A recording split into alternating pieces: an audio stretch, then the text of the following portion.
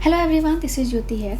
आज के वीडियो में हम एक आईपीओ का रिव्यू करने वाले हैं जो 15 मई को ओपन होगा, 17 मई को ये क्लोज हो जाएगा। तो ये कंपनी का नाम है गो डिजिट जनरल इंश्योरेंस लिमिटेड। तो 15 मई को इसका आईपीओ आ रहा है। तो इस वीडियो में हम कंपनी के बिजनेस मॉडल, इसके फाइनेंशियल्स, लिस्टेड पीयर्स के साथ इसका कंपेरिजन भी करेंगे। देन इसका ग्रे मार्केट प्रीमियम क्या चल रहा है, किस तरीके की लिस्टिंग एंड एक्सपेक्टेड हो सकती है और क्या इस आईपीओ में अप्लाई करना सही रहेगा नहीं, सभी चीज़ों के बारे में हम डिटेल में बात करेंगे। तो सबसे पहले अगर हम कंपनी की बिजनेस मॉडल की बात करें तो दिसंबर 2016 में ये इनकॉर्पोरेट हुई थी। मीन्स बहुत ज़्यादा पुरानी ये कंपनी नहीं है और ये जनरल इंश्योरेंस प्रोवाइड करती है। Means non life insurance products ये ऑफर करती है अपने कस्टमर्स को, जिसके अंदर आता है motor insurance, health insurance, travel insurance, property insurance, marine insurance, liability insurance and other. ये अपने कस्टमर के नीड के अकॉर्डिंग ये कस्टमाइज इंश्योरेंस प्रोडक्ट्स भी प्रोवाइड करती है। तो नॉन लाइफ इंश्योरेंस जो प्रोडक्ट होते हैं, जो जनरल इंश्योरेंस के प्रोडक्ट होते हैं, ये ऑफर करती है। तो इस इंडस्ट्री में, ये नॉन लाइफ इंश्योरेंस इंडस्ट्री में ये काफ़ी तेज़ी से एक्सपैंड कर रही है 2023 के डेटा के अकॉर्डिंग।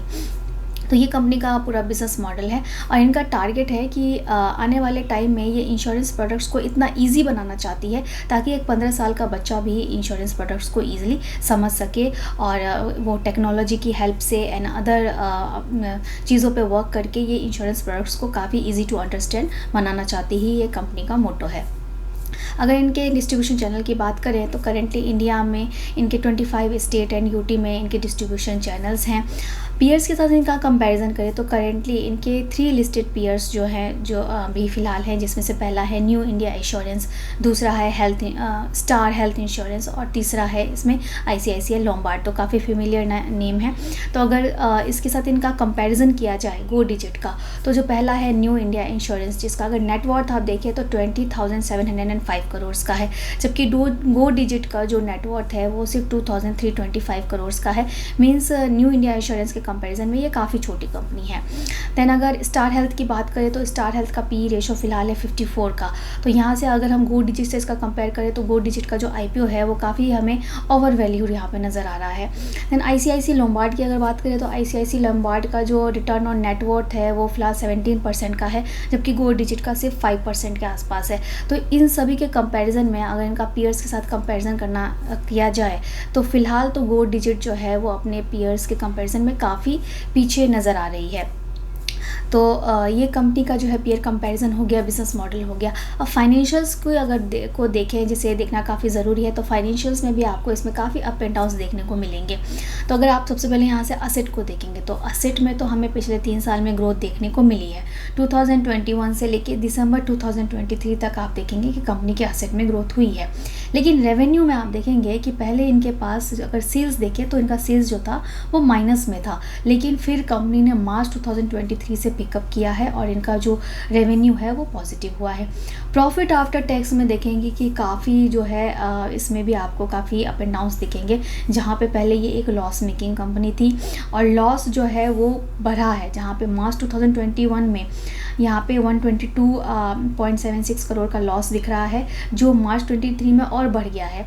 लेकिन उसके बाद कंपनी ने सडन जो है मार्च 23 में ये एक प्रॉफिटेबल कंपनी बन गई है। मतलब इतना ज़्यादा लॉस से ये सडनली प्रॉफिटेबल कंपनी बन गई है और इसके साथ ही यहाँ पे पिछले 9 महीनों में भी आप देखेंगे तो इनका प्रॉफिट में जो है काफ़ी ग्रोथ देखने को मिला है। तो ये काफ़ी जो है कन्फ्यूजिंग यहाँ पे देखने को डेटा मिल रहा है कि लॉस से ये प्रॉफिटेबल कंपनी हुई है और इतना ज़्यादा लॉस सडनली इन्होंने कवर अप किया है और प्रॉफिट भी अच्छे से इन्होंने 9 महीने में पिकअप करके दिखाया है। तो अगर पिछले लास्ट 2 ईयर्स में आप देखेंगे मार्च 22 से मार्च 23 के बीच में जो इन्होंने लॉस मेकिंग कंपनी से प्रॉफिट मेकिंग कंपनी अगर बनी है तो 112% से इसमें ग्रोथ देखने को मिली है। वही रेवेन्यू में भी आप देखेंगे कि जहाँ पे पहले इनका रेवेन्यू माइनस में था, सडनली जो है मार्च 23 में जो है रेवेन्यू इनका इसमें अच्छा देखने को मिल रहा है, ग्रोथ भी देखने को मिल रहा है। 113% से उसमें भी आपको इंक्रीज़ देखने को रेवेन्यू में मिला है। कंपनी का नेटवर्थ आप देखेंगे तो नेटवर्थ तो इंक्रीज़ होता हुआ दिख रहा है। और इसके साथ अगर रिजर्व एंड सरप्लस की बात करें तो कंपनी का रिजर्व सरप्लस भी भरा है, लेकिन कंपनी के पास बोरोइंग्स भी जो है वो देखने को मिल रही है। तो ये कंपनी का पूरा फाइनेंशियल्स हो गया। तो कंपनी के फाइनेंशियल्स जो है वो काफ़ी कंफ्यूजिंग दिख रहे हैं कि सडनली ये इतनी ज़्यादा लॉस मेकिंग कंपनी थी, फिर ये अचानक प्रॉफिटेबल हो गई और सिर्फ 9 महीने में कंपनी की प्रॉफिट में भी अच्छा खासा ग्रोथ देखने को मिला है। तो ये डेटा थोड़ा सा कंफ्यूजिंग है।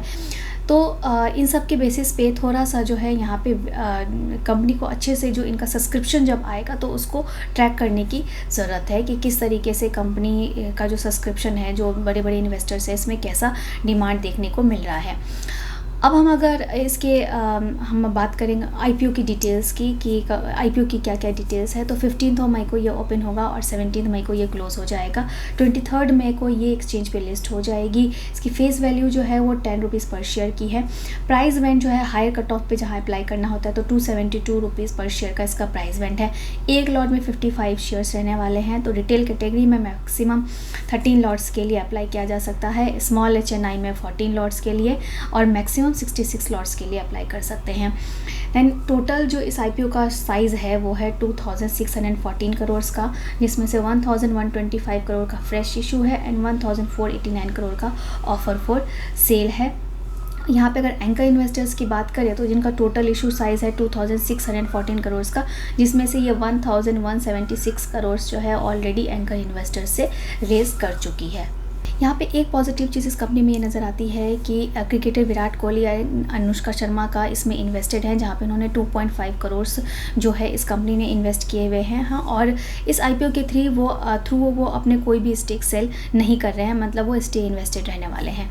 तो ये कंपनी की पूरी डिटेल्स की बात हो गई। तो कुछ चीज़ें हमें इसमें पॉजिटिव भी नज़र आ रही हैं, कुछ स्ट्रेंथ भी है इस कंपनी में और कुछ चीज़ें हमें इसमें वीकनेस भी नज़र आ रही है। अब हम ग्रे मार्केट प्रीमियम की बात करें तो ग्रे मार्केट प्रीमियम में भी काफ़ी आपको अप एंड डाउन्स देखने को मिलेंगे। तो फिलहाल इसका ग्रे मार्केट प्रीमियम जो है वो 47 का चल रहा है, जहाँ पे अगर आप 4-5 दिन पहले की बात देखेंगे तो पहले इसका ग्रे मार्केट प्रीमियम जो था वो 70 का था, जो घट के 47 रह गया है।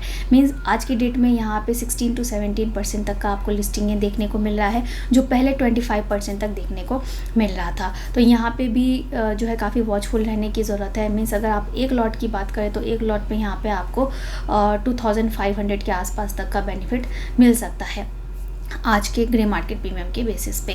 तो अब इस आईपीओ में करना ही क्या है, क्योंकि काफ़ी चीज़ें हमें जो है यहाँ पे कंफ्यूजिंग नज़र आ रही हैं। कंपनी के फाइनेंशियल्स काफ़ी कंफ्यूजिंग है। बिजनेस मॉडल तो अच्छा है, पेयर कंपैरिजन में देख रहे हैं कि कंपनी पीछे है, लेकिन क्योंकि नई कंपनी है तो आगे ग्रो कर सकती है। कंपनी का मोटो काफ़ी अच्छा है। तो इन सब चीज़ों पर क्योंकि काफ़ी कन्फ्यूज़न है कि अब क्या करना चाहिए, तो ऐसे में इट्स वेरी इंपॉर्टेंट कि आप इसमें वॉचफुल रहें। फर्स्ट डे में इसमें अप्लाई नहीं करें।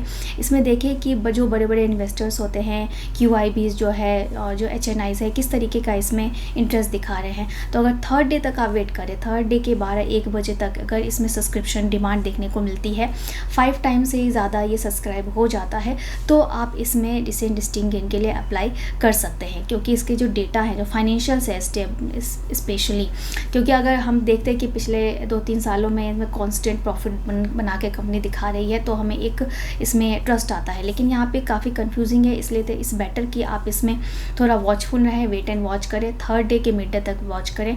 5 टाइम सब्सक्राइब हो जाता है, बड़े इन्वेस्टर इंटरेस्ट दिखा रहे हैं, तो आप इसमें अप्लाई कर सकते हैं। तो होप करती हूँ कि वीडियो आपके लिए बेनिफिशियल रहा होगा, और ऐसे ही वीडियोज़ के लिए चैनल को सब्सक्राइब करके रख लीजिए। और अगर आप शेयर एनालिसिस सीखना चाहते हैं या फिर आप स्टॉक मार्केट रिलेटेड कोई गाइडेंस चाहते हैं, सपोर्ट चाहते हैं, तो आप हमें कांटेक्ट कर सकते हैं, हमारा वेबसाइट विजिट कर सकते हैं। आपको सारी डिटेल्स हमारे डिस्क्रिप्शन बॉक्स में मिल जाएंगी। Thank you.